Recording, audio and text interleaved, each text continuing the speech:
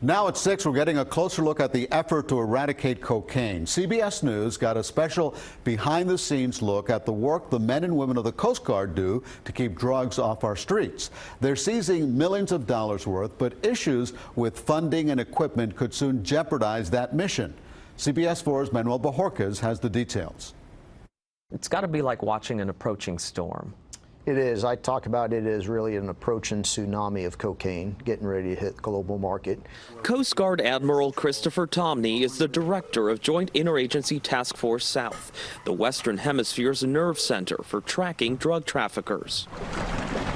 It's based in Key West, Florida, where tourists visiting the island's famed southernmost point seem largely unaware of what's happening daily on the other side of the fence. Definitely a lot of stuff in the boat. Looks like he might be dumping some more stuff here. Yep, one. From here, an alphabet soup of government agencies, military branches, and 17 different nations work together to find, track, and target drug traffickers where they're most vulnerable. Out on the high seas, when they're hundreds of miles away from shore, these traffickers have no place to run, they have no place to hide, they're out in plain sight. These are the paths that are taken for these drugs moving into the United States and other parts of the world. Absolutely. As you see where the lines get really thick, if you were to break this out, you're really talking thousands of events that we monitored last year. How much of that are you able to stop?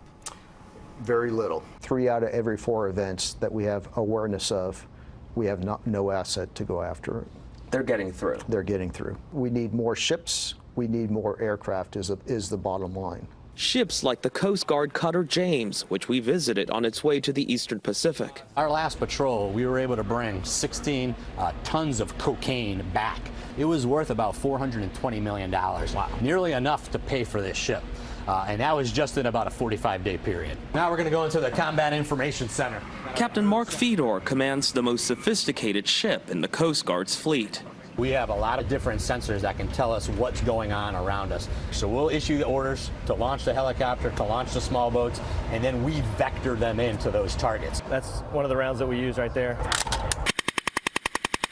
Armed helicopters are key to the end game, flying low alongside go-fast boats, many times at night, to shoot out the engines. You can see on this side here the entry point where a sniper round has gone in, and this has been very effective technique. But the smugglers have developed techniques of their own, like Bigfoot. Bigfoot is what we term a self-propelled semi-submersible. These low-profile semi-submersibles are harder to spot and carry tons more cocaine. Probably a week does not go by that we don't have a report somewhere throughout the region of these types of vessels on the water.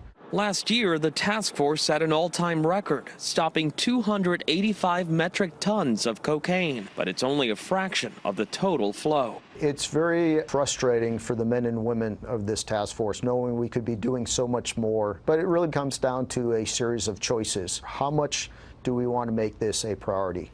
Ultimately, their goal is to dismantle the trafficking networks, which can move anything, not just drugs. But because of aging ships and aircraft, the task force may have even fewer resources next year. From the U.S. Coast Guard base in Miami Beach, I'm Manuel Bojorquez for CBS 4 News.